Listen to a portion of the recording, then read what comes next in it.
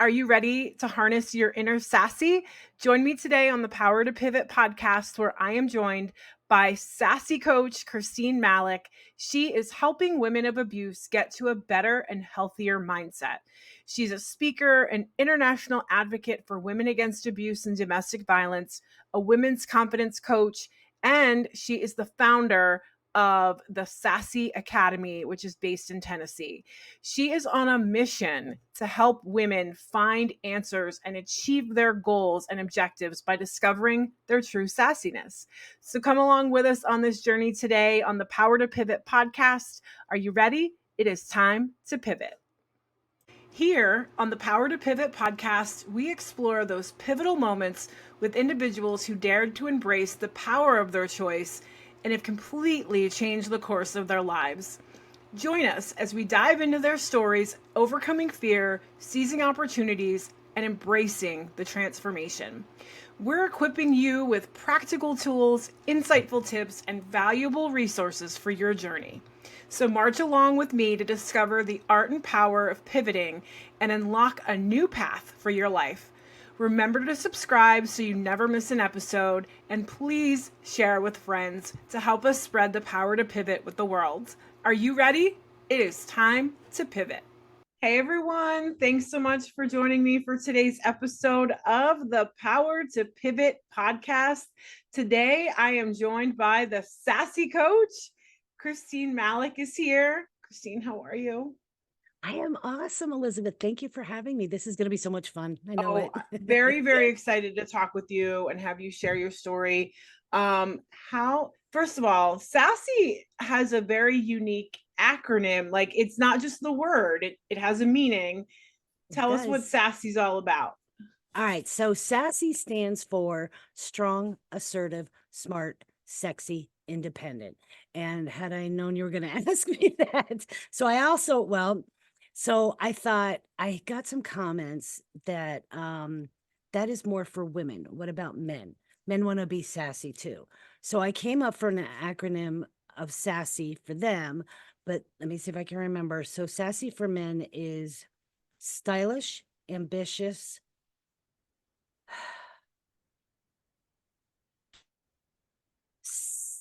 I think it was sensitive.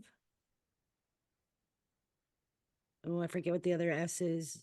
Like I said, I just came up with it, so I'm still working on committing it to memory. That's okay. But I do know the I for men is inclusive. So Ooh, yes, because we want our men to be inclusive. That we want them to if listen, if we're going to have this whole new world order thing and we're all going to grow and we're all going to be better and we're all trying to change the world, then we have to be inclusive. We cannot exclude anyone in this. So yes. as a sassy woman, strong, assertive, smart, sexy, and independent, that's the type of man I think that would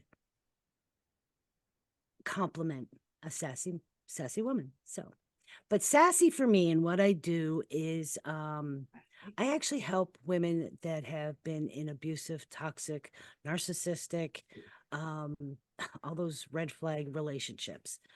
That's where my coaching really excels. That's so I teach. There's 7 steps to sassy. The first one is surrender. The last step is to go out and help another woman. Okay, however you can. That is how we come into our true essence, our true sassy. I believe every woman has that sassy in her. Call it your intuition, your gut, your solar plexus chakra, whatever you want to call it, but that's that core of every woman. Most women don't have a problem with it. It's there, it comes out however it needs to. Excuse me. But a woman of abuse that has been put down and told lies for some of us all of our lives. But if you're in an abusive situation and you have somebody that's physically, mentally, psychologically, sexually, and verbally abusive to you, especially over a period of time, it can really wear on our brain. Now, not just our mind, but our body, our soul, everything. So my job, because it's been gifted to me by my higher powers, is to help every woman that's been in that situation, no matter how small, how big, how intensive, if it was just verbal abuse, doesn't matter. Okay. Is to help them find their sassy again, and fan those flames to come back alive, kind of like the phoenix rising out of the ashes. That's what I do. That's my coaching. And of course, I speak about it all the time. I am loud about speaking about. We I need am an. to be. Oh my gosh. Yes, yes, and I get criticized for that sometimes. That and the people that criticize are those that have never been in a situation. One of the biggest questions that a woman always gets asked is, well, why didn't you just leave? Why don't you just go? Okay, there's statistics. I could stout Elizabeth. I could just tout statistics to you left and right on abuse, women, the the mental health issues that we go through. Okay, not just the PTSD, the CPTSD, homelessness, all the mental illnesses. Where do we go? What are we supposed to do? Our family, some of our family, we're the black sheep of the family because our narcissistic abuser put us into that situation. We had to stay away from family, friends. We lost all that, no matter if it was weeks or years. We lost all that connection. Who do we go to? So what Mhm. do? They face, do I sleep in my car tonight or do I go back to the abuse? Well, I know the abuse.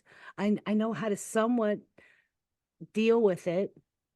I don't know what's over here. That fear factor is huge for a woman of abuse. Yeah. So she ends up going back. And that's my job, is to speak loud and to help women find resources, find places to go. My coaching is to help them know that they're not alone, and two, that there's help. You just have to ask for it. There's a lot of us, little by little. There's a lot of us that are coming out. Like I said, I speak loud, so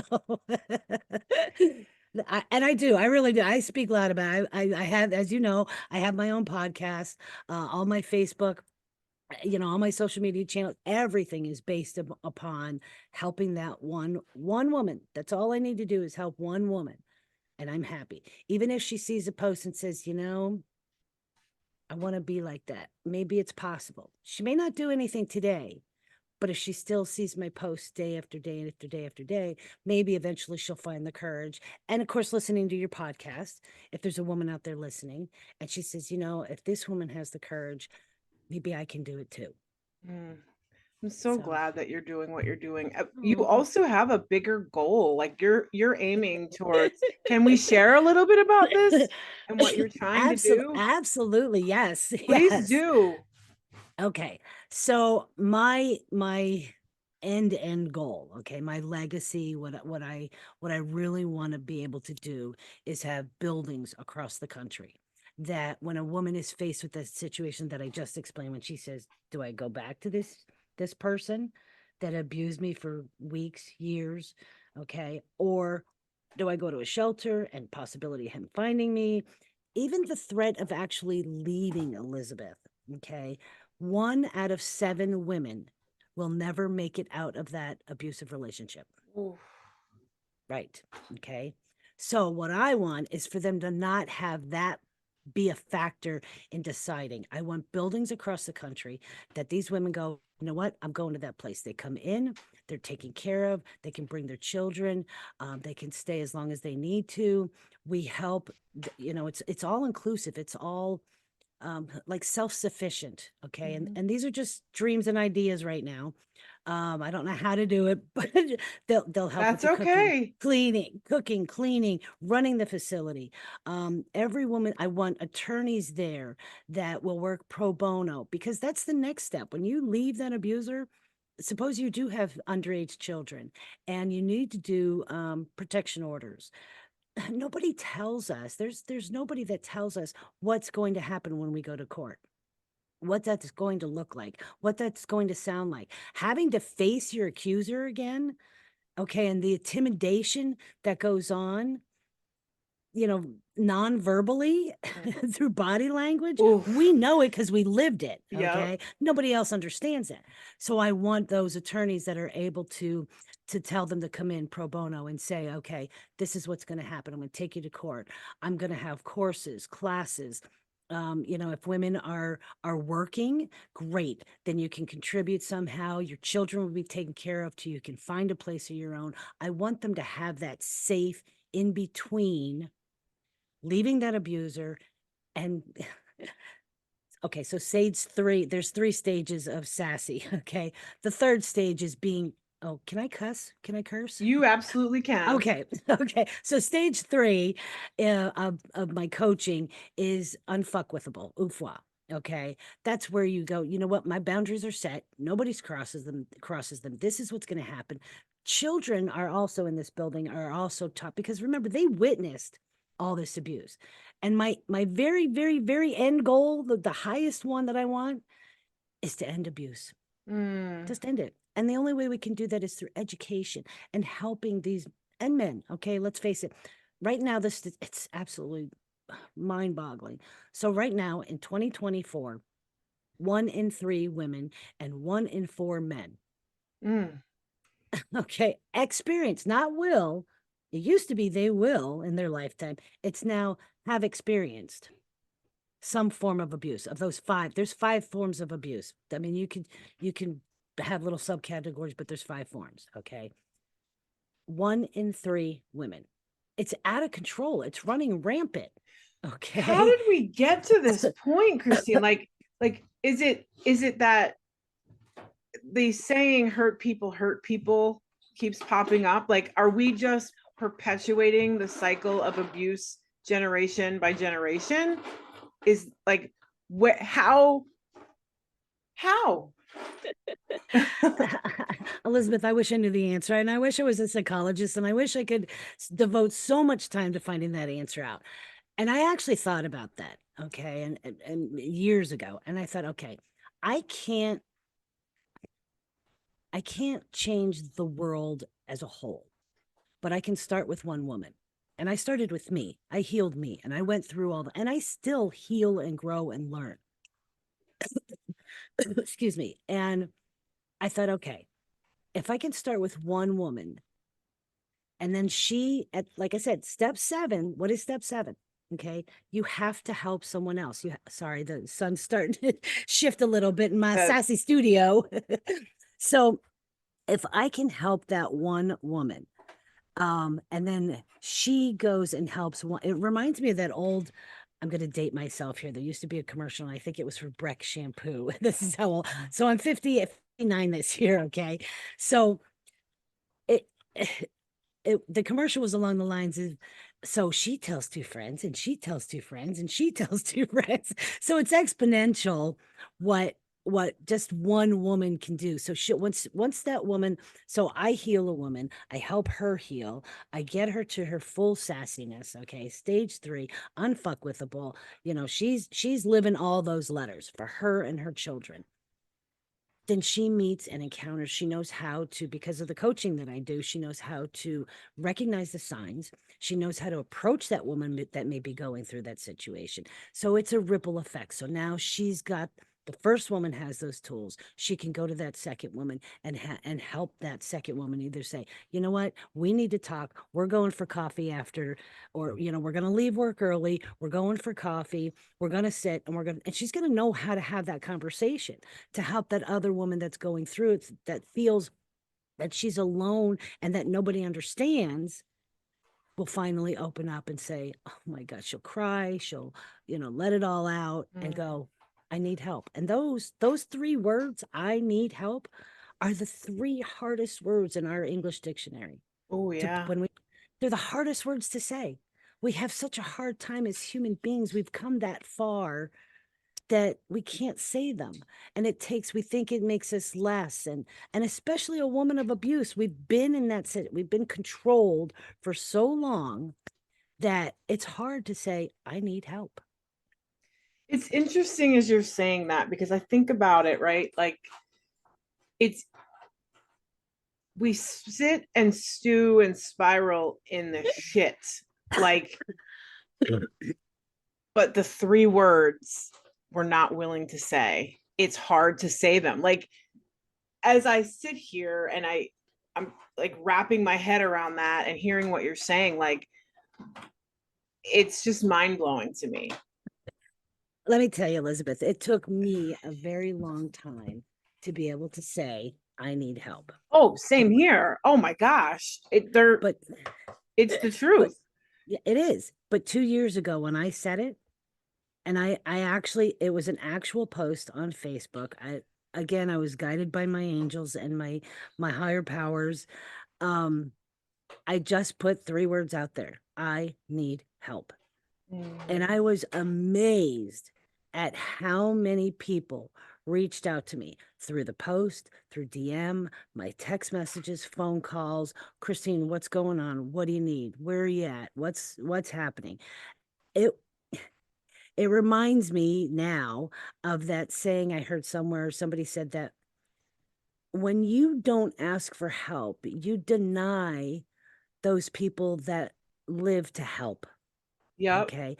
I'm one of those people. You're one of those people. Okay. There's a ton of us out here that we live to help. We want to help. We gain so much by being able to help. And when you refuse our help, it hurts us. So why would you want to do that? Why would you want to deny somebody the opportunity to be helpful to you? Mhm. It's liberating. It's hard to finally do those words, but it's absolutely liberating. Yep. I felt so much love from people that were not even my family. I didn't Wow. get help from my family. I got help from my social media connections.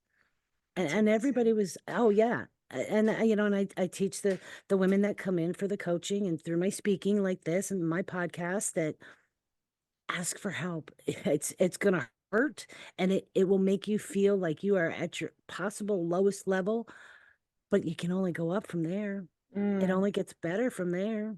It's so interesting too because we feel like those words make us weak, and yet that opposite is really the truth of that.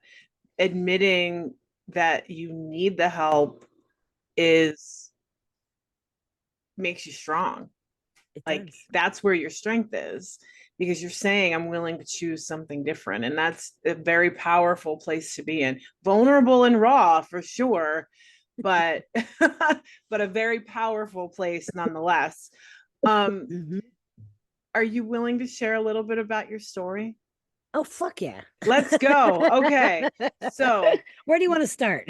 um so you weren't always the sassy coach, but you Nope. have a pretty amazing, like, I heard your story, and like, holy shit, Christine, like, You know, it's funny. I I I hear this all the time, okay? And when I tell the story and I tell certain parts of it, I mean, I've seen eyes pop open, I see jaws drop, okay? I don't get it, okay? And even not as much today, but still there's a part of me that I don't get it because this is the only thing I've known my whole life, mhm, okay? I've only known abuse.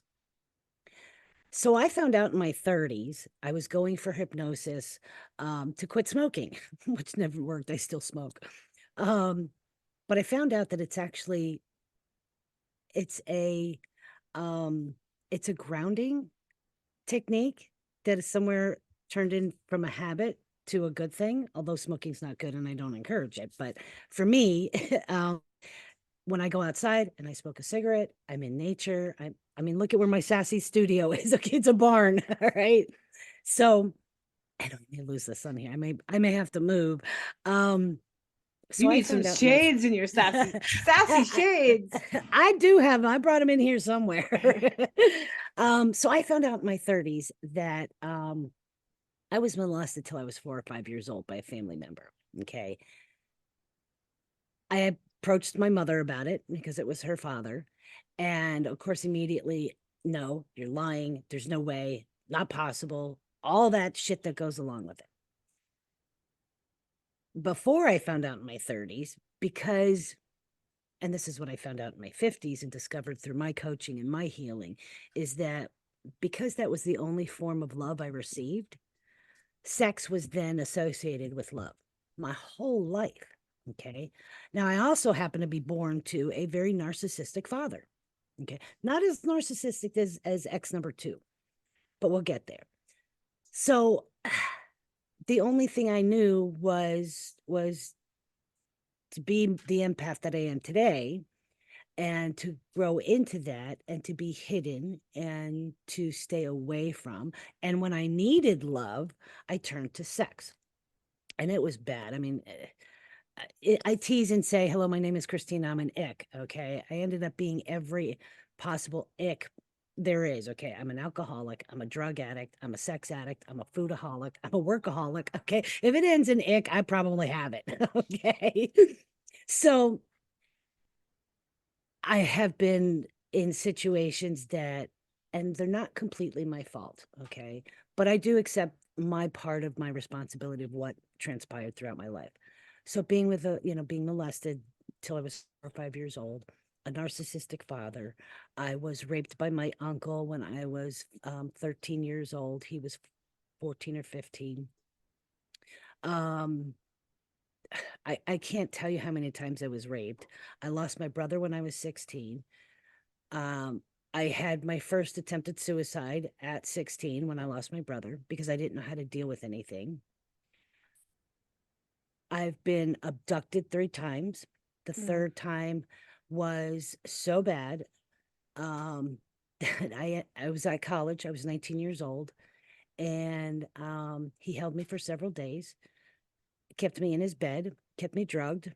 I had to do what he said, when he said it, how he said it, from eat, go to the bathroom, brush my teeth, everything. Um, and then of course, husband number one. Of course, I've had all the rapes, attempted suicides throughout my life because you mentally spiral down when you get in those situations and nothing seems to work. Okay, the drugs didn't work, the alcohol didn't work. Met husband number one, became pregnant, had my first child at 22.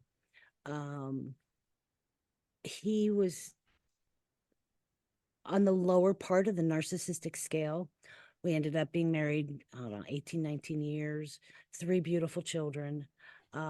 They have their issues with addictions, not so much drugs and alcohol, but addictions. So they're aware of everything. 2 years ago, I've had a really good heart to heart conversation with all three of them and said, this was mom. This is what mom went through. Oh. And the only reason I'm telling you all that to my kids, I said, the only reason I'm telling you guys all this is so that you're aware and that you know, because one of the biggest things that I push is knowledge. If Mm-hmm. we can, if we're aware of it, then we can look for a solution to it. Mm-hmm. So, husband number one, of course, I ended up, um, when we separated, I had 3 years, about 3 years, that I was total party Christine, drugs, alcohol, sex, full blown, attempted suicide 2 more times throughout that middle period. Full blown alcoholism. I mean, like I'd come home from work. Um, my drug of choice was Captain Morgan Silver Spiced Rum. Okay. And I drank it straight. No ice, no water, right out of the bottle. That's how full blown my alcoholism was. I ended up, wasn't even looking, met husband number two. Now he came in total love bomb, total, you spout any word that you hear nowadays, and he was already it. Okay. He was a full blown narcissistic psychotic abuser. Okay. Or you can call him a psychotic narcissistic abuse. I don't care how, but he had so many of those bad traits, it was bad. Total love bomb. Within weeks, we were living together in my house. 11 months after we met, we were married. He I explain, so women that have never been through abuse, they kind of want to know, what's it like. Well, why didn't you leave after the first hit? Why didn't you leave after the first smack? Why didn't you leave after the first bruise? I had hair pulled out in clumps. Okay, fights like that. Both were alcoholics, full-blown alcoholics by this point. So I explain it like this. So picture a bell. The bell starts at the bottom and comes up and then kind of curves to where, picture the Liberty Bell. That's the easiest way. Now you're in a relationship with this person and things are great at the bottom of the bell. Okay. And it's just little at the bottom. If you look at a bell, it just slightly starts to curve upward. Okay.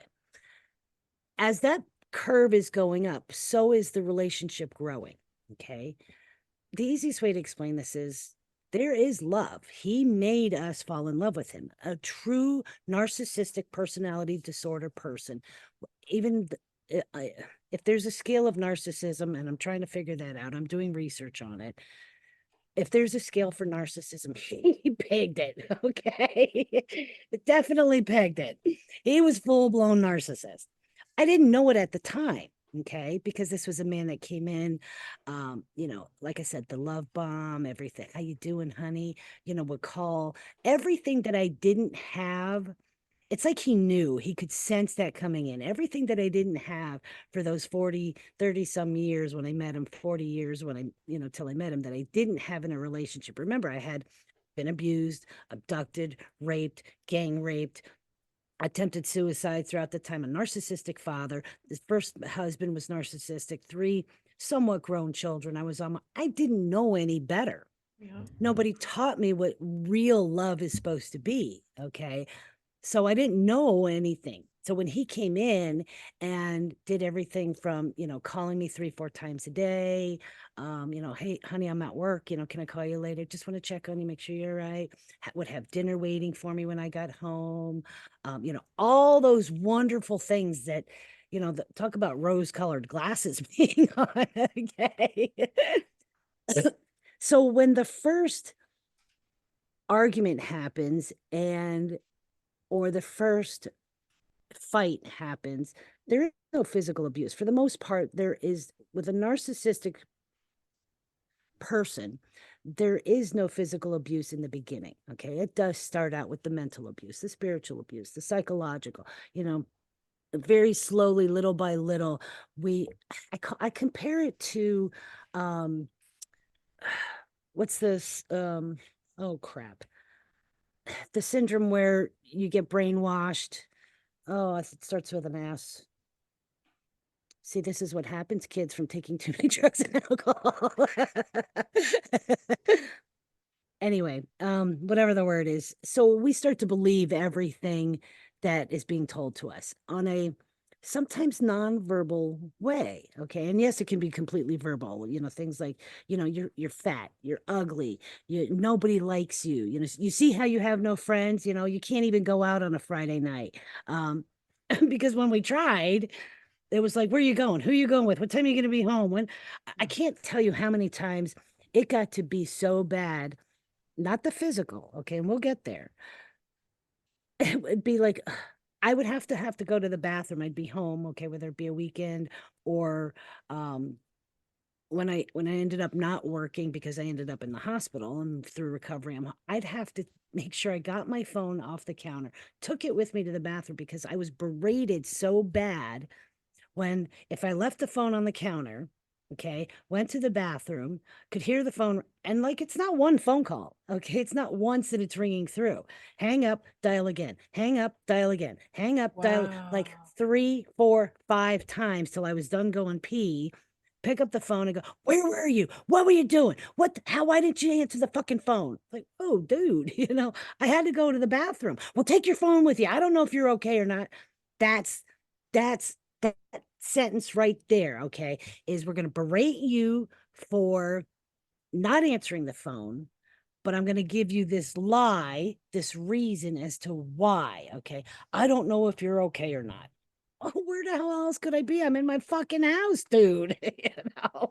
But we don't think like that when we're dealing with this on a daily basis. And of course, So, it's like it's your fault that he's yes, uncomfortable because, yep. yes. So along comes husband number 2. A year later, we're married, and the back to the bell. So the abuse starts subtle. Okay. I mean, to the outside world, they don't see it. To somebody who's never experienced abuse, they don't see it because they don't live with it. They don't see it on the looks that you get.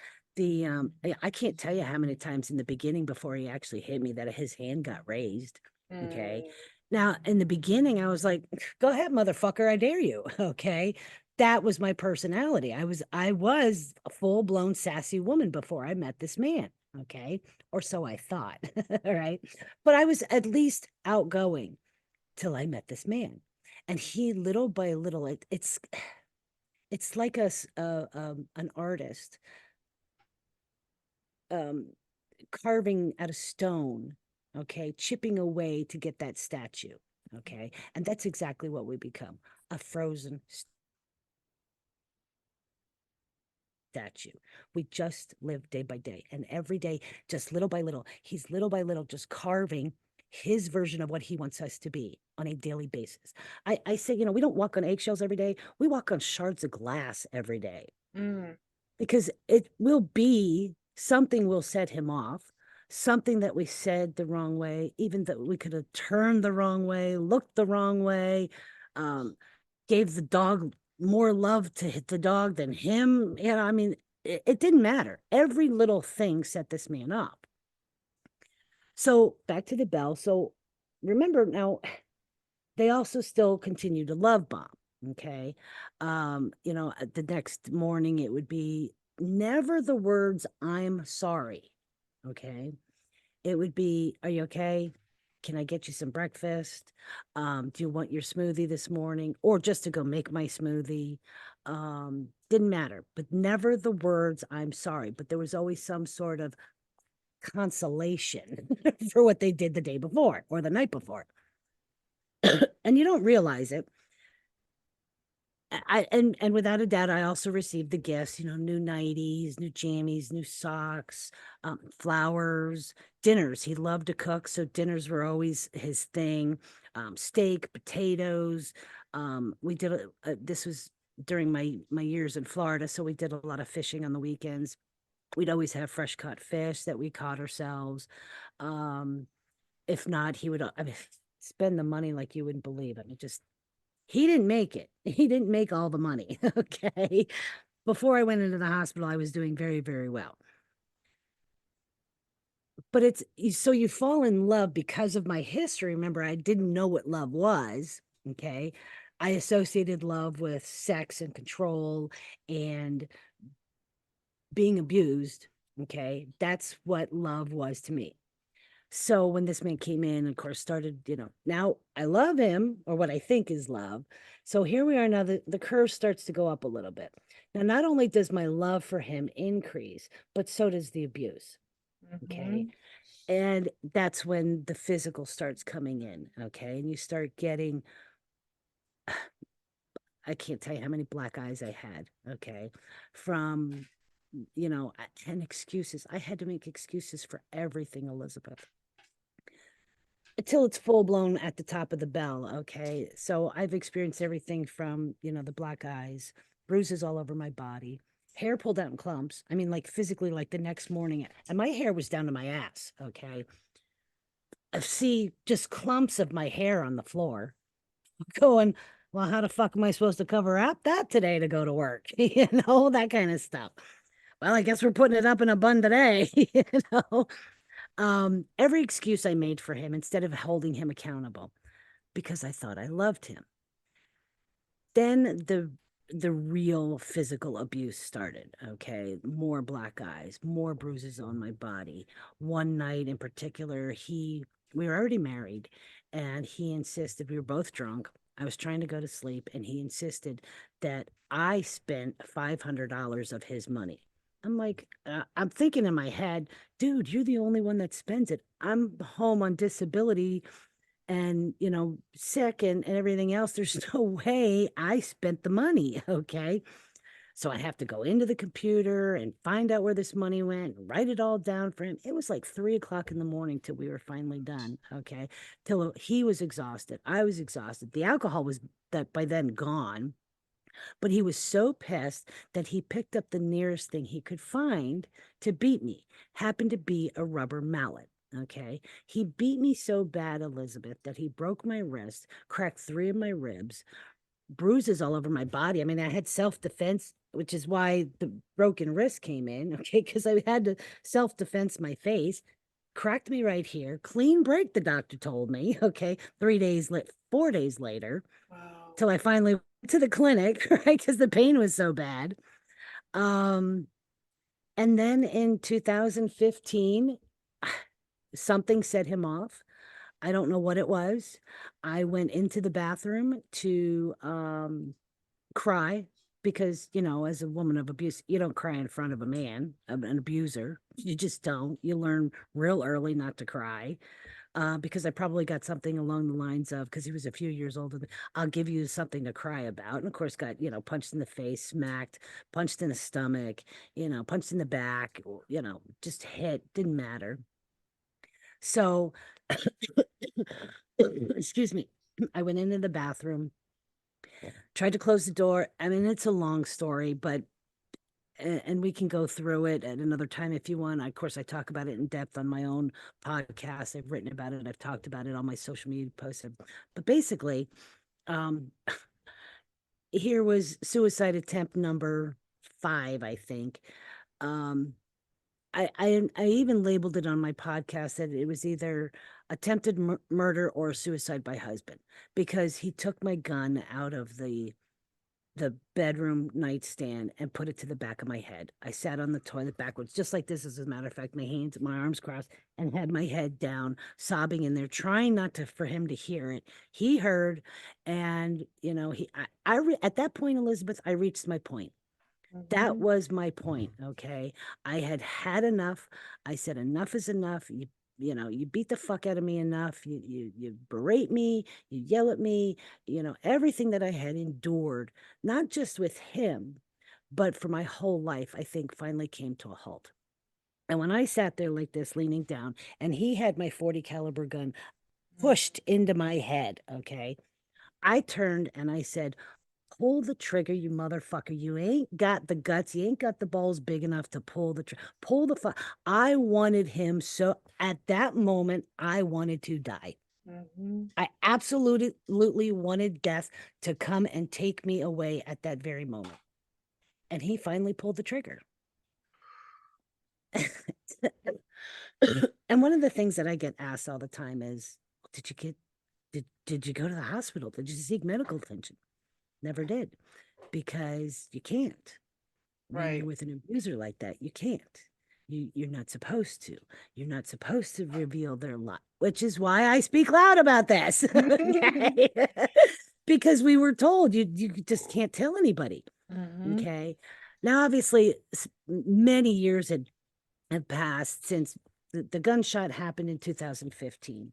In 2018 is when I finally had enough sassy built up, okay, that I could say, and that my sassiness in my core was finally getting flamed and fanned, and it was building and growing throughout those 3 years. That I finally said, listen, dude, this ain't working. This is my fucking house. You got 30 days. This isn't working. I had built up enough of my own will, my own sassy, my own ability, my own self confidence to say enough is enough. Oh, I'm I so proud risked of you. I risked a lot. Thank you. I risked a lot saying it because I knew what he was capable of. We still had guns in the house. Okay. He still had the ability to be able to kill me if he really wanted to.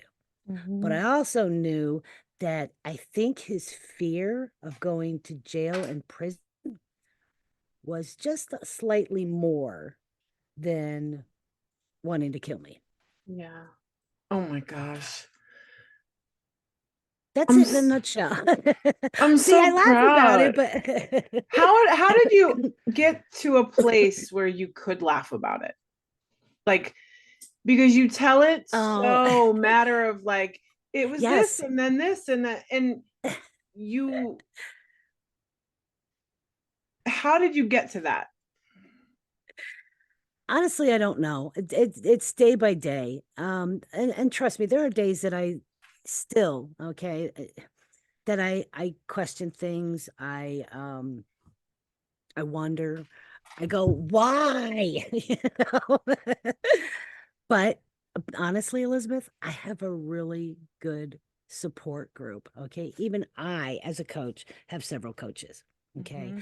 I have learned that when I said those 3 words, I need help 2 years ago, those were the people that were my tribe. Those were and when I see my clients and I see other women, now I know, and I'm not going to call anybody out. I know in my heart and what I've learned that there are a lot of women that say, "Oh yes, I'm sassy. I'm sassy." That's fine. If you want to think you're sassy, you're sassy. But you're not the true sassy. You're not my true sassy. And it's not that it's mine other than my teaching, okay? Because until you go through the course, you can be sassy all you want. That's great. But until you go through the course, that's my sassy. That's me. Okay. And that's what works for me. That's what works for my clients. But whatever it takes, when I see that woman, that like you have it. Okay. I have 7 of the 8 clairs and I can see people's auras. I know that sounds crazy and I know it sounds funny. And you want to put me in the funny farm, go for it. I don't care because I'll see all their auras too. And I'll talk to the dead people that are around.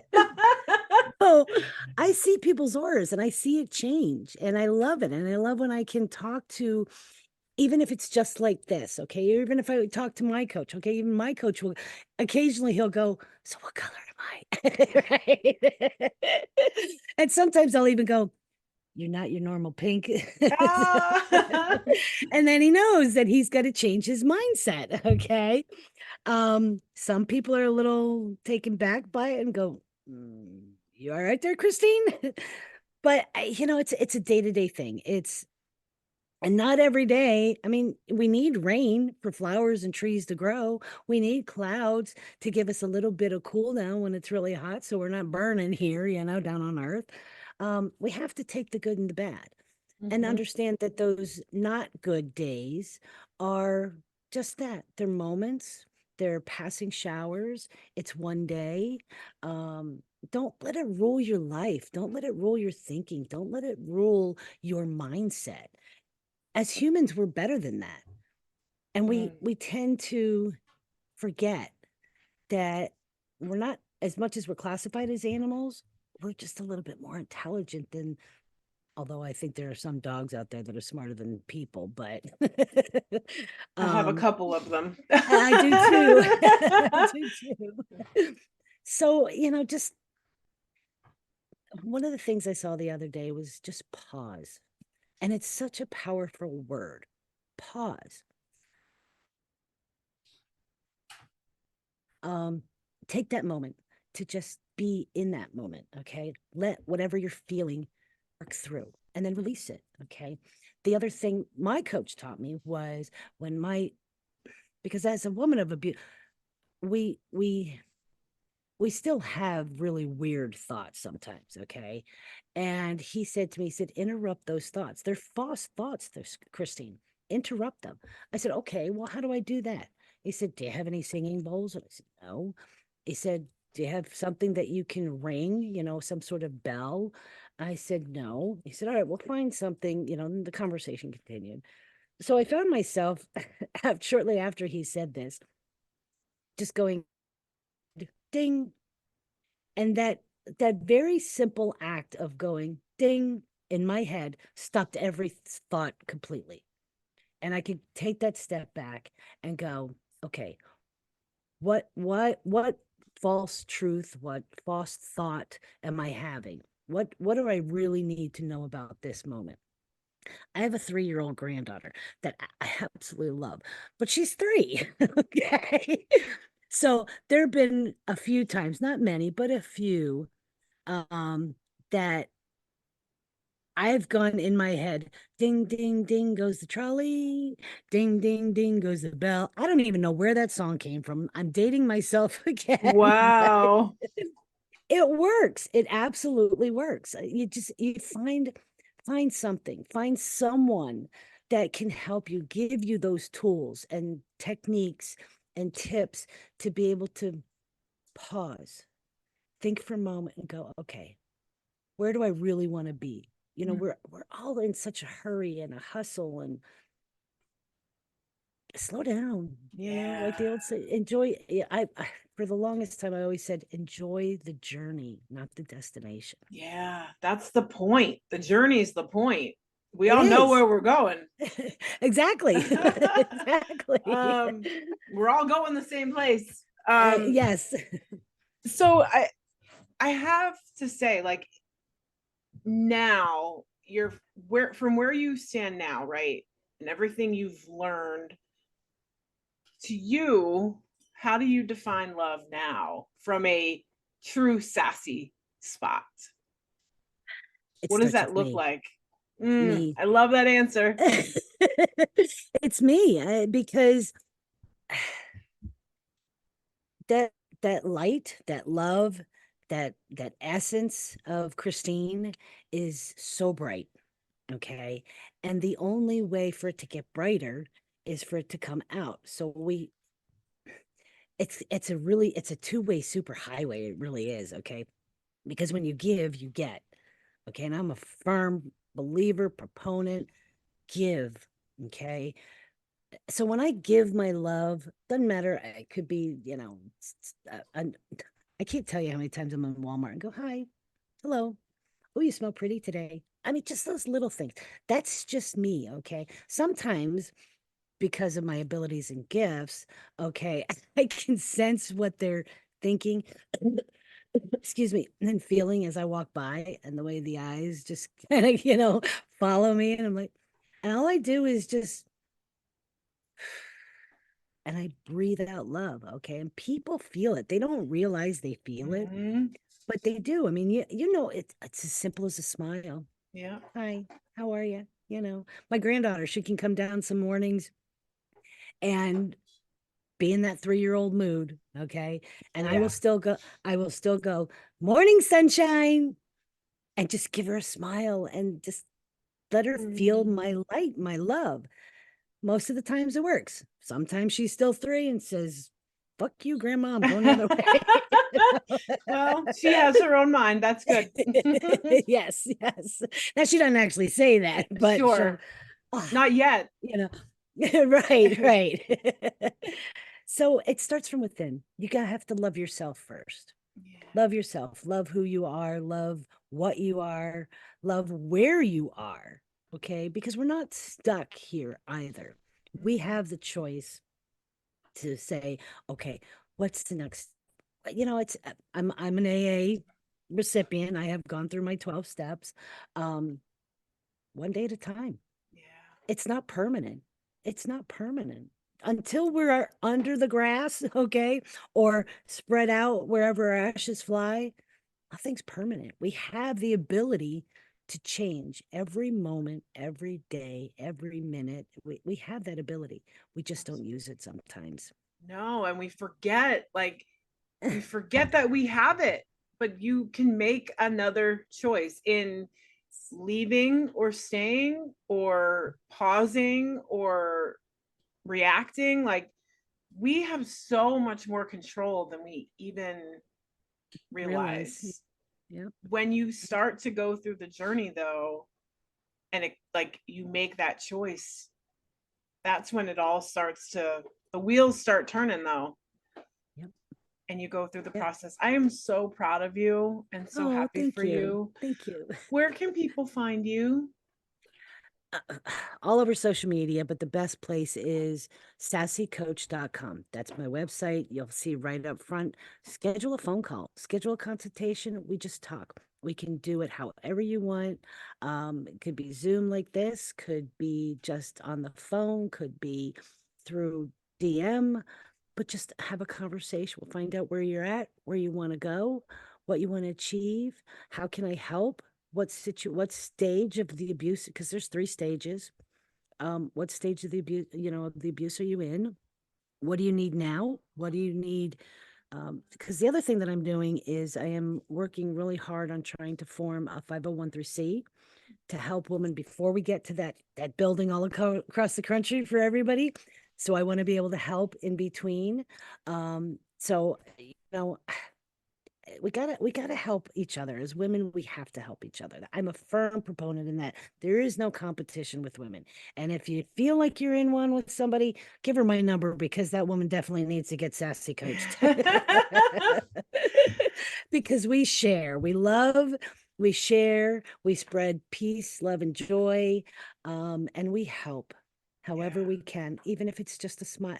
It doesn't necessarily mean monetarily. It could just be a place to stay, or say, you know what, why don't you have your kids come over to my place for this afternoon and for dinner? Stay away from that situation for right now. Maybe that's all the kids need, is just to play with other kids, because maybe they're not, other than school, they don't get to do outside activities because that husband or father is too controlling. So there's a ton of techniques. I've got so many techniques, so many that no matter what situation you're in, reach out. I'm always here. Oh, guys, Christine, thank you so much for You're joining welcome. us on the Power to Pivot podcast, for making the choices that you have, and for sharing those with You're us. welcome. You're welcome. We're going to wrap up here the way we do every episode. You are never stuck. You are never lost, and you are never, ever alone. At any given moment, you can use your power to pivot, make a new choice, and start again. And I will see everyone on the next episode. And I will see Christine over on your show. So thank you for having me. I can't wait. We're doing the great podcast swap today, guys. But really, thank you guys. We'll put all your links in the show notes. Guys, please reach out. Remember, I need help. 3 very powerful short words.